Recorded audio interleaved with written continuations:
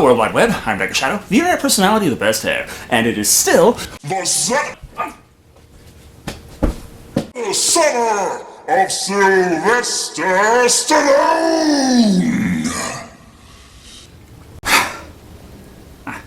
Anyway, we're reviewing Judge Dredd.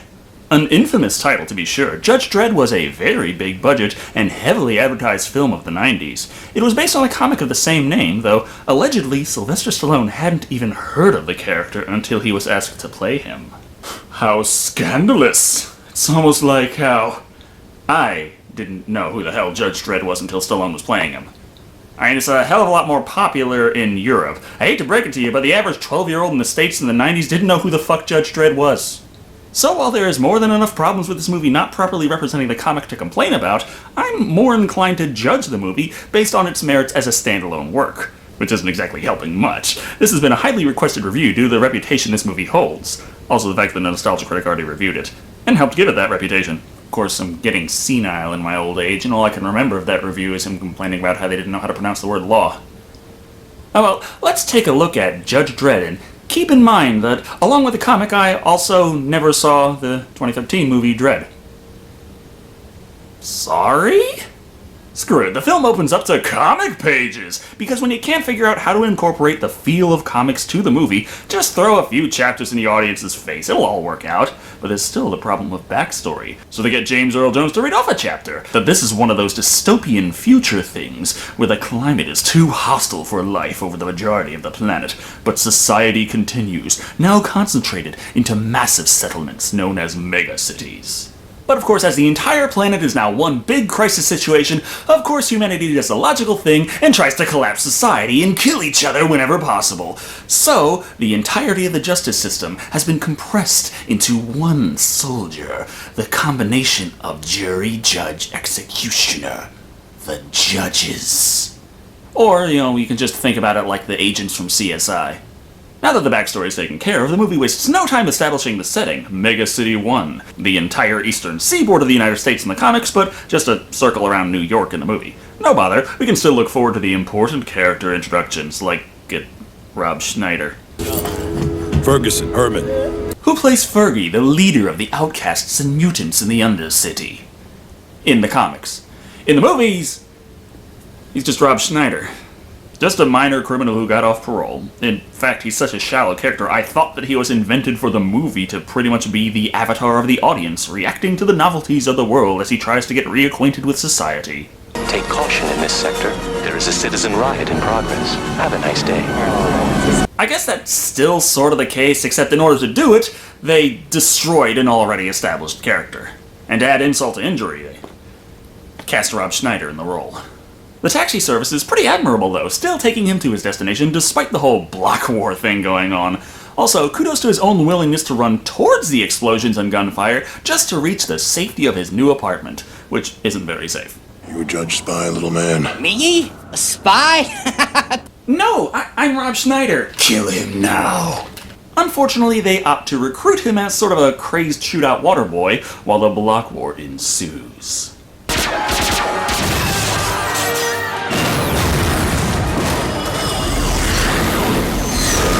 Which is the perfect opportunity to bring in what we've all been waiting for, the judges. That being Hershey and Briscoe, played by Diane Lane and Lex Daniel respectively. Just like an academy simulation, right down to the crossfire. I'll lead off, you follow. This is a sim, rookie.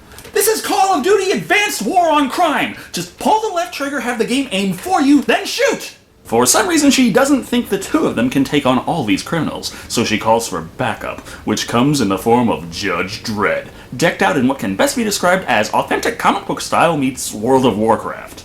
I am the law! It's just Dredd. Hey! You want to be afraid of somebody? Be afraid of me! You could have taken some time to establish why the fuck you were shooting the fuck out of fucking everyone in this whole fucking block in the first place? I mean, it's nice to have a little motivation behind you breaking the law besides you just being fucking bored. Judge Dredd, take cover. They're firing 20mm caseless Fletcher rounds at 300 meters. The effective lethal range is 200 meters. Huh, that's nice. You might want to actually tell that to this guy. He seems to still think that they're very much lethal. With that, Dredd convinces Hershey and Expendable that the three of them can easily take the whole damn block, and they move in. This means Dredd can show off his super cop powers, while Newbie can be a plot device. Next one's mine! No! Rookie, halt!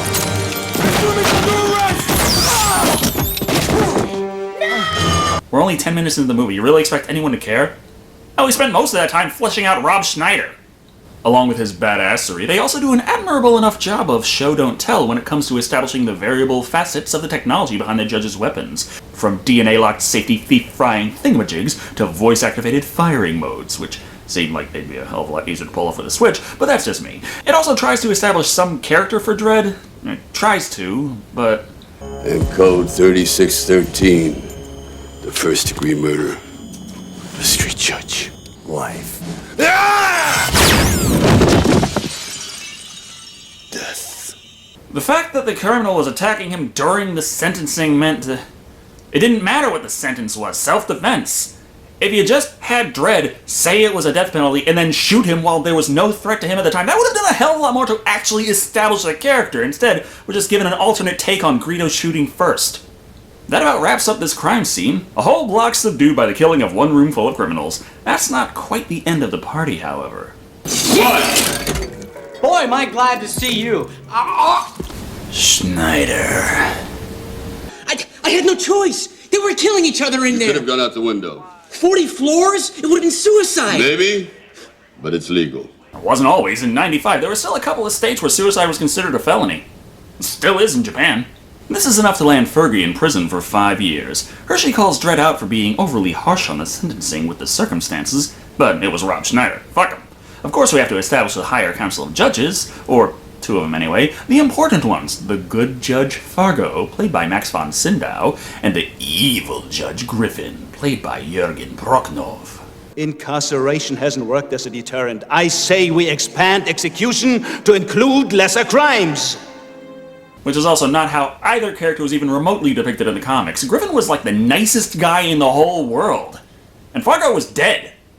Among other important faces, we see that Mitchell Ryan, playing the reporter Vartus Hammond, is doing his duty as an unbiased source of objective fact by painting every single tragedy as solely the fault of the trigger-happy police force. More specifically, the fault of Dredd, who was well known in Mega City. But first...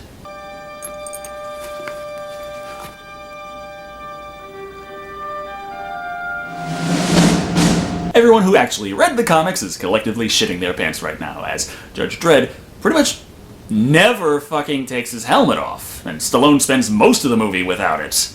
I mean, it's a minor gripe compared to a lot of the other shit in this film, but it's notable nonetheless. Despite the fact that Fargo trusts him completely, the collective calling for Dredd's head does get him to try giving the man a new assignment. Starting tomorrow, you're going to spend 2 days a week at the academy. Unarmed combat or marksmanship? Ethics. You sure you want to go with that? Hammond's gonna have a fucking field day with this one.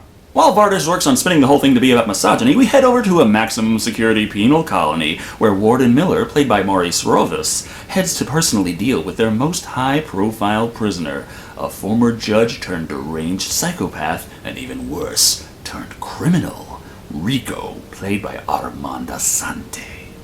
You're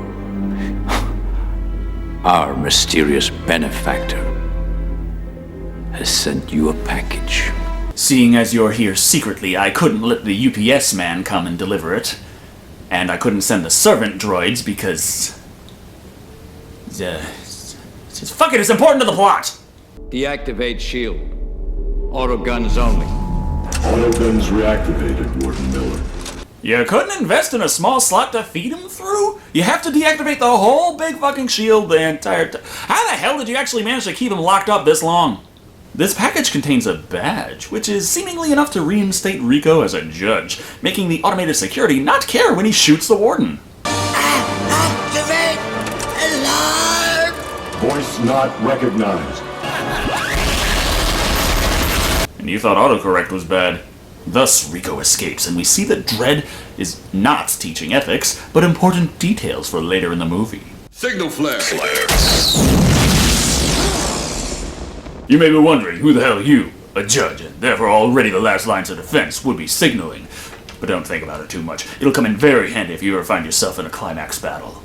There's also a handy vehicle here, but it doesn't fucking work. No bother, he goes over what it means to be a judge, and the wonderful retirement plan. For the few of us that survive to old age, the proud loneliness of the long walk. Long walk is just what we've been calling it recently. It used to be known as don't let the door hit you on the ass on the way out. So judges who are lucky enough to live go out into the cursed earth to try and uphold the law, complain about the pain in their hip, and get shot to death. And this will all be very important later. More interesting right this minute is Rico goes to Yeager's place to get a package that was left for him. Hey, wait a second! Don't touch it. You touch that, it'll take your arm off. I must be a judge. It's amazing just how intricate all this technology in Mega City 1 is, and yet they still have no fucking idea where the escaped fugitive ran off to. Funny that. Screw it. He boots up an old robot that operates without the internet, so made sometime in the early 70s, I guess. Point of it all is at Hammond's place, while he is figuring out how to fudge the data to paint the Council as evil incarnate. The whole system is the problem, not just judging. Dredd.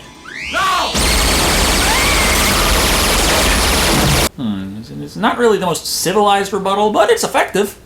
But this was all caught on camera, so the next day, Judge Dredd is arrested, and a trial is conducted. With Judge Hershey as his defense attorney, they go over the evidence. The video you have just seen is prima facie evidence that the defendant is guilty as charged. Okay, so security cameras in people's personal homes. Alright, so if there's any surveillance data that shows that Dredd was actually not there at the time, then boom, case closed. Or Judge Hershey can just complain that the video is too low quality and should be dismissed outright, as the defendant cannot be positively identified by it. Or you could mention that he was, I don't know, at the academy rolling around naked in a stack of law books. But what is this? They reveal that the lawgiver firearm not only is locked to only allow judges to fire, but it encodes the DNA of the judge firing it into every bullet, and the coding collected from the spent rounds was that of Judge Dredd himself. It's a lie! The evidence has been falsified! It's impossible! I never broke the law! I am the law! Yeah, I know, he's screaming law out of the side of his mouth, but it's not the pronunciation that's really the problem here. You see, in the comics, Judge Dredd was a very serious, kind of quiet, monotone, he almost never raised his voice. So having Stallone standing there in the council going, I am the law, is about as out of character as Kratos settling a dispute with a game of Jonkin. Devastated at this turn of events, Fargo knows this means death for his fave judge, but the evil goateed Judge Griffin reminds him that it's tradition that a judge's last request is carried out when they retire to the long walk, so he agrees to do so in exchange for Dredd's sentence being lightened. Life imprisonment at Aspen Penal Colony to be carried out immediately, as it is written. They just said earlier the only sentence for that crime the law allows is death, so no, that's not how it's written. With that, Dredd is packaged for shipment, and Fargo gets his ceremonial boomstick before going off to get some serious skin cancer. But how did all this happen? Because the evil Judge Griffin was the one who kept Rico secretly alive in prison when he was supposed to be executed. Not only that, but he orchestrated this whole thing, getting the reporter killed and Fargo out of the picture, so that they may reinstate an old project, Janus. In the meantime, I want chaos, Rico. Now I want fear racing through every street. But then you should have left the reporter alive, dipshit. Nevertheless, Dredd is on his way to prison, and even worse, was seated next to Rob Schneider. That's kind of weird.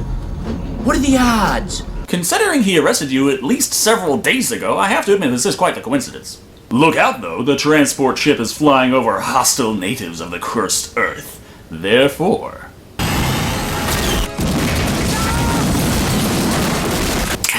missed Schneider by that much. Responding to the crash, a team is sent, but it may not be what it seems. The pilot, sir. He's alive. No one survived the shuttle wreck. Do I make myself clear? Yes, sir. So does this mean that Griffin was working with the Angel family as well? Did they send each other emails, get Skype conversation? Well, how do they... Because if they needed him to crash and die, then it was him that... Oh, my brain! But they can't find Dredd. That's because, as it turns out, he and Schneider were the lone survivors of the crash. Who could have guessed?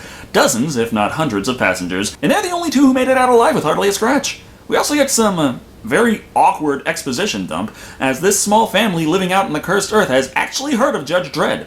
Even stranger, he actually knows about them, by name. The legendary Angel family.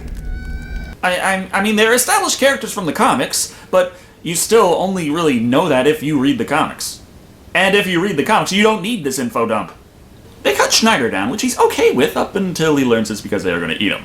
Unfortunately, Dredd breaks free and fights to save his ass, just in time for Griffin's Judge Patrol to show up, turning this into a firefight.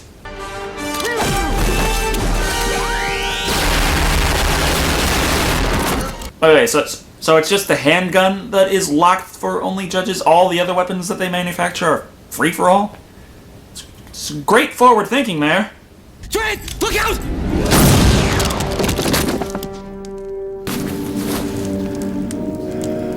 Chief Justice.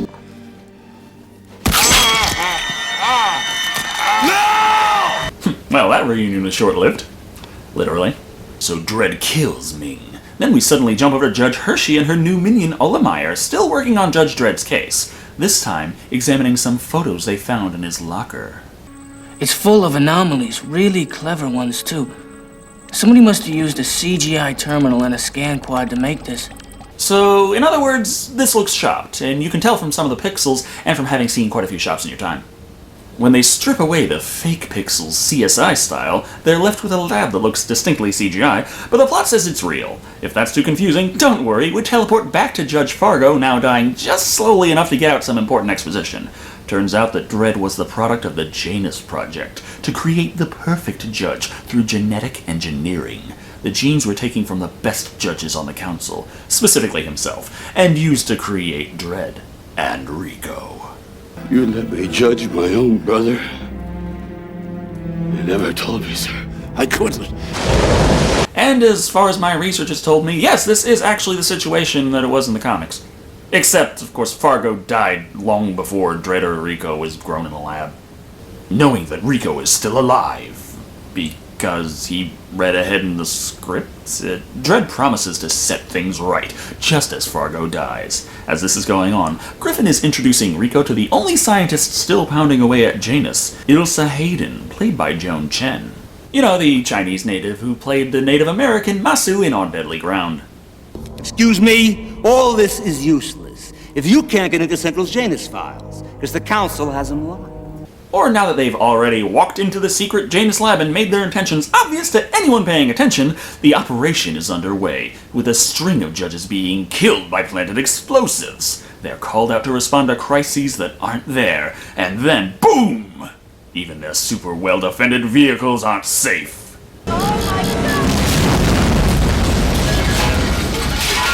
Latest casualty report. 96 judges have been assassinated. That's it? No judges on the street riots are breaking out all over Mega City. Dude, you just said 96 died. The city population is 65 million.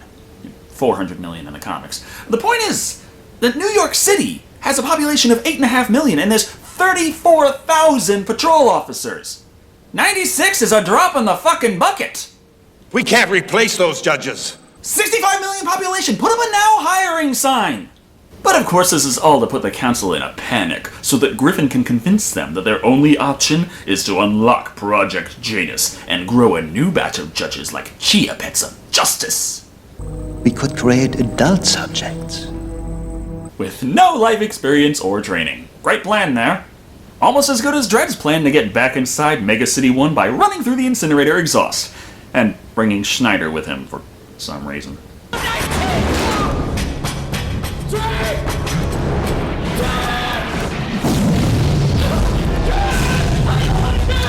Interestingly, this is marked as incorrectly regarded as goofs on IMDb, because even though the fire is coming from where they were coming from instead of from front of them like it was when they were waiting outside, I say that that's just because Fergie tripped and Dredd had to go back for him, ignoring the fact that back was where the fire was coming from.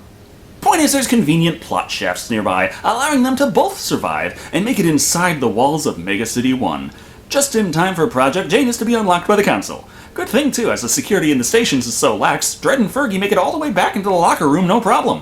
Why are you taking off his clothes? We don't have time for this. That's what you think. Get over here. You know I've always loved you, Schneider. Now that he's clothed and Janus is unlocked, the council decides they'd rather not have Janus unlocked. It's not for this council to play God! No, Griffin, please restore the security blocks. Could have said that before instead of after unlocking the shit and giving him the power to do all the shit that you don't want him to do, you stupid fuck. Because Griffin can just have Rico barge in and murder the fuck out of everyone, leaving him as the last standing council member and the one still making decisions. Dredd also shows up and Griffin quickly takes the opportunity to frame him. Stop him! He just killed the entire council! Move it out! So was it also part of Griffin's plan to have Dredd survive the assassination attempt and make it back into Mega City right at that moment? Because he kind of needed him there to be able to frame him. Who was he going to frame if Dredd didn't show up? So he must run and drag Schneider along. And it's fortunate they established a getaway vehicle was right there in the academy. Of course, they also established the thing doesn't fucking work right, but he still gets it going, which is just about the only time in this movie their jet bikes are ever shown actually off the ground. It's an entertaining enough action scene as he fights off his pursuers and leaves Schneider to die.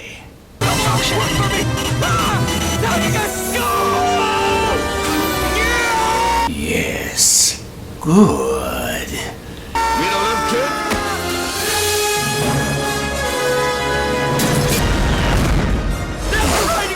What the fuck are you doing, Dredd? He was just guilty of speeding and reckless driving. Leave his ass on there to be judged. With Janus unlocked, Rico reveals an ulterior motive. He discards the DNA that was used to create Dredd in himself and replaces it with his own. Which is the same fucking DNA. It was 100% match for Dredd. It was enough to get him convicted of murder. It's the same shit. What the fuck kind of plot twist is this? Now, Griffin got to be my keeper by putting me behind bars. What's your excuse? He signs her paychecks? This one fucking line is enough to turn Ilsa from a minor side character to evil hench girlfriend of Rico. What a great argument. Be evil because why not? For fuck's sake, Anakin Skywalker was harder to convince than this. What did you replace it with?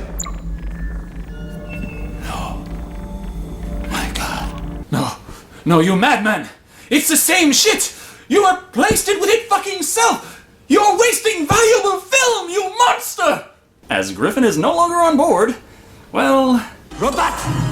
Rip his arms and legs off. No! You save his head for last. I don't want him to miss anything! Anything! No! And after you rip his arms and legs, I'll cut out his eyes, and then his balls, and put his eyes in his ball sacks, and take his balls, and put them in his eye holes! Ringing in Act 3 with Dredd and Hershey showing up to stop the Janus Project. And bringing along Schneider for some reason. I bring you luck! Luck. You are still alive, Dredd.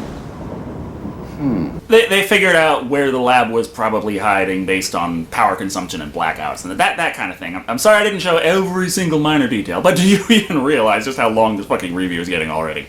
Fortunately, the movie knows what to do when there's too many characters, rendering both Hershey and Fergie unable to continue onward, while Dredd is not killed, but invited in to listen to Rico's villain speech, while his hench bitch leaves us all to wonder why the fuck she's even in the movie. Your brothers and your sisters be born in 2 hours. It took him 6 hours to walk down the street? Fucking hell. Mega City. Also, it's interesting that all of Rico's clones don't have dicks. No wonder he's pissed. Also incredibly stupid, as this whole speech is because he's trying to convince Dredd to join him in the whole wanton destruction criminal activity thing. It's like he hasn't been paying attention all movie. Obviously, Dredd declines, but is saved because Fergie actually did something minorly useful, rewiring the steampunk Terminator and saving his life. Oh, is he pissed? Fergie! Oh yeah, he's the only character in the whole movie to be beaten by Rob Schneider. I mean, how would you feel? Oh, yeah. This results in the big epic shootout. Here we learn that pretty much everything in the Janus lab is made from the same stuff the N64 GoldenEye game objects were made from, as it all explodes. The shooting is entertaining enough, but the fact that they have an army of clones released prematurely but don't focus on them much at all really feels like a wasted opportunity. Especially considering that fighting them off was a scene in the movie that got cut, and yet they still had stills from it used in promotional material for this film. It all comes to a head in the head of the Statue of Liberty. Dredd finds himself hanging from the edge, while Rico wastes precious minutes rattling off crimes that aren't actually crimes and are barely coherent sentences, before declaring Dredd to be punished by death. Lethal rounds exhausted. No!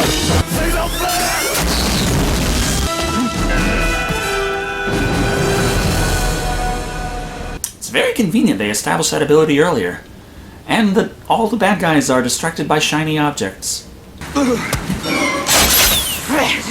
Your psycho sudden boyfriend is dead. What fucking motivation do you have to be a bad guy right now? What? Oh, that was a well-written character. As Hershey saved Dredd's life from Rico's fangirl, this brings the story to a close. Turns out the whole world knows about the Janus Project now, but instead of being terrified of Dredd, the genetically modified judge, they apologize and offer him a spot on the council. I'm a street judge, and I'm very late for work. Any concept of a sequel would be incredibly boring if I spent 90 minutes filing paperwork. Well, that was Judge Dredd. And so bad it's good? Nah. So bad it's fucking awesome. Judge Dredd is a movie that is simply a hell of a lot of fun to watch. At least if, like me, you have next to no idea what the hell the comic even is. I can see how such butchery of established characters may be too infuriating to find the fun in, but in my opinion there is a lot to like about this movie. For starters, while characters range from non-dimensional to ridiculous, the acting overall is pretty good. Nothing Oscar-worthy, of course, but it's a comic book movie from the 90s, what did you expect? Also, while I ripped on Schneider a lot in this review, and indeed I feel like the character is next to pointless, he was mercifully not in the majority of the film, so yay? When it comes to the plot and established points, though, this is kinda funky. The first half of the movie establishes things, maintains logical consistency, well, for the most part, and builds upon itself in a way that makes it feel worth the time to get invested. The second half, though? A segue? Fuck that, we gotta get through this set piece. Motivation? Fuck that, we gotta kill these characters. Acknowledging the DNA is the exact same? Fuck that, we gotta have a twist, even if it makes no damn sense. The latter half of the movie just does whatever the hell it wants. But having said that, it's still entertaining, both in the detail given to the setting and the performance the actors give. Great? Hell no. Good? Well, that's pushing it. But I think it's fair to say that Judge Dredd is overall decidedly average, coming in at 3 cloned clones with DNA replaced with DNA cloned from the original DNA. Out of 5. It's like a 2 out of 5 guilty pleasure, except with a lot less guilt and a lot more pleasure. Thank you all for watching. I've been Dr. Shado, and remember, my rating is final. I am the law!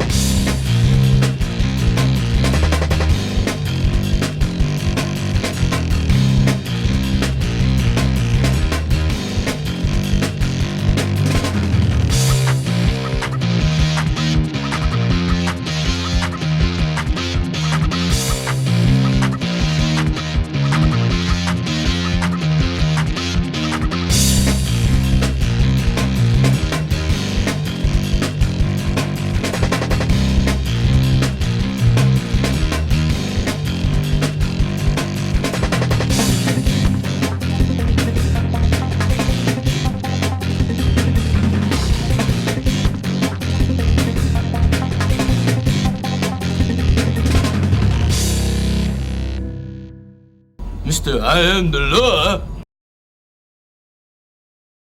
Little kisses have big chocolate, you're gonna love.